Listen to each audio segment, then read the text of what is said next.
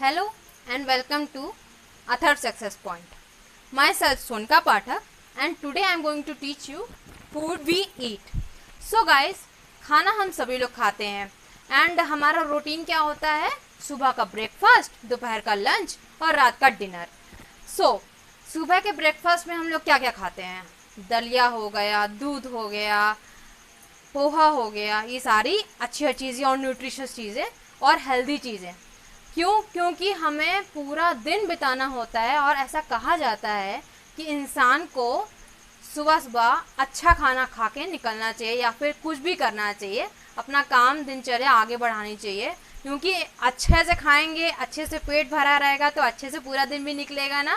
जी हाँ. इसलिए हमें सुबह सुबह अच्छा खाना खाना चाहिए और पौष्टिक खाना खाना चाहिए. उसके बाद बात करते हैं लंच की. अब लंच में अक्सर लोग क्या खाते हैं?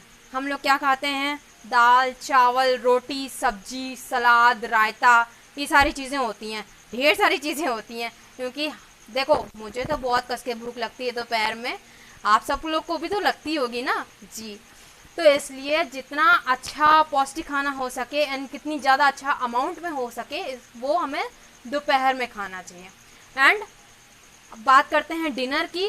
तो डिनर में हम लोग क्या खाते हैं? नॉर्मली सब्जी रोटी, डिफरेंट तरह की सब्जियां एंड उसके साथ रोटी. और स्पेशल ओकेजन्स पे छोले भटूरे बन जाते हैं, कभी मटर पनीर बन जाती है. तो मटर पनीर तो मेरी बहुत फेवरेट है, आप लोगों की भी तो फेवरेट होगी. आइए चलते हैं हम अपने चैप्टर की तरफ. सबसे पहले हमारे आते हैं फ्रूट्स. तो फ्रूट्स हमारे क्या होते हैं? फ्रूट्स हमें जितना ज़्यादा पौष्टिक हों, जूसी हों, उतने ज़्यादा अच्छे होते हैं. तो सबसे पहला फ्रूट है हमारा एप्पल. एप्पल क्या होता है? एप्पल रेड होता है कलर में एंड जितने बहुत ज़्यादा जूसी होता है, बहुत ज़्यादा हेल्दी होता है. एंड आपने वो कहावत तो सुनी ही होगी, an apple a day keeps the doctor away. एक एप्पल रोज़ खाइए और कभी आपको डॉक्टर के पास नहीं जाना पड़ेगा, क्योंकि आप कभी बीमारी नहीं पड़ोगे एप्पल जो खा रहे हो. उसके बाद आते हैं ऑरेंज पे. ऑरेंजेस बहुत जूसी होते हैं, बहुत मीठे होते हैं एंड आप लोगों को पता होगा हमारी बॉडी 70% पानी से बनी हुई है.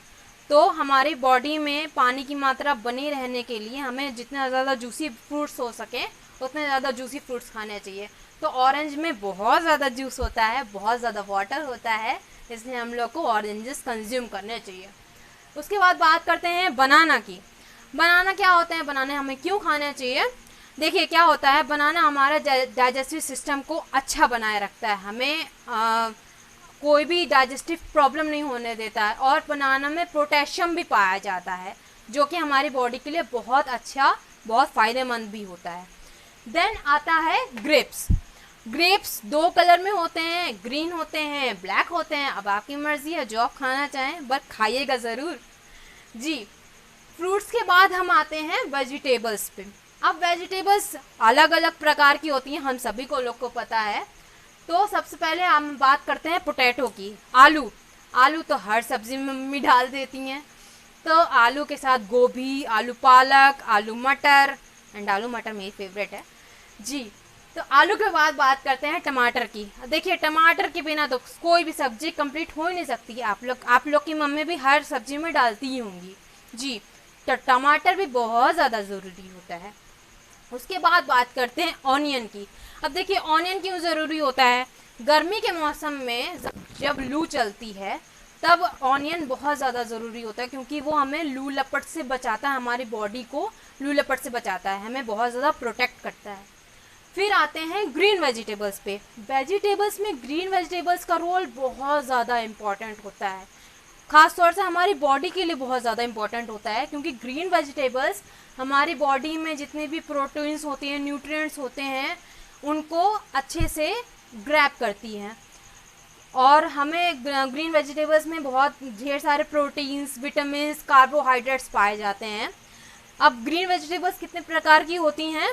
सबसे पहले आती है स्पिनच. स्पिनच मतलब पालक. पालक बहुत ज़्यादा हेल्दी होती है एंड बहुत ज़्यादा हम लोग को खानी चाहिए, कंज्यूम करनी चाहिए. क्यों कंज्यूम करनी चाहिए? अब देखिए मैं आपको बताती हूँ. आपने वो कार्टून तो देखा होगा बचपन में, मेरा तो फेवरेट था पॉपाई द सेलर मैन. पॉपाई क्या होता है? वो हीरो होता है एंड विलन जब उसको धो रहा होता है ना, बहुत मार रहा होता है, वो हार रहा होता है, तब वो पालक खा लेता है एंड उसके अंदर खूब सारी एनर्जी आ जाती है। तो पालक से हमारी बॉडी में भी बहुत सारी एनर्जी आ जाती है। देन आता है कैबेज। कैबेज मतलब पत्ता गोभी। पत्ता गोभी भी बहुत हेल्दी होता है एंड हम लोग को कंज्यूम करना चाहिए। देन आता है हमारा लेडी फिंगर। लेडी फिंगर भी बहुत ज़्यादा हेल्दी होता है। वेजिटेबल्स के बाद हम आते हैं ग्रेन्स पर। ग्रेन्स क्या होते हैं? अनाज, हम जो रोज़ खाते हैं। जैसे हो गई दाल, पल्सेस। पल्सेस मतलब दाल। दाल भी अलग अलग टाइप की होती है। मसूर की दाल होती है,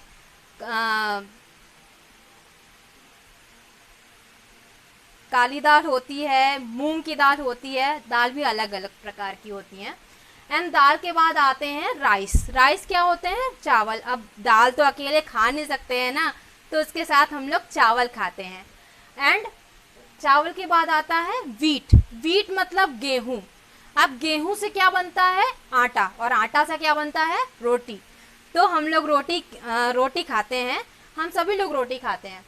एंड उसके बाद आता है मेज़। अब मेज़ आप लोग के लिए थोड़ा नया होगा, पर वो बिल्कुल नया नहीं है, हम लोग उसे अक्सर खाते रहते हैं।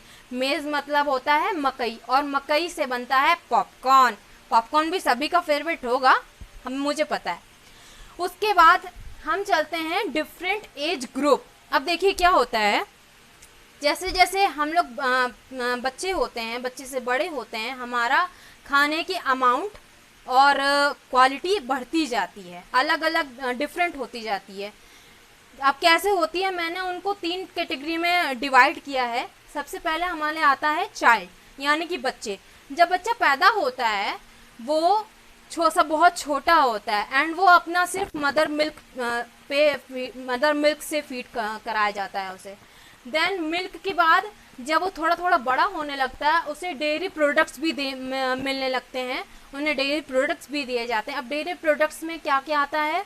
सीरियल्स हो गए, लैक्टोजन हो गए, दूध में मिला के बहुत सारे पाउडर आने लगे हैं, जो पहले भी आते थे अभी भी आने लगे हैं, वो सब दिए जाते हैं।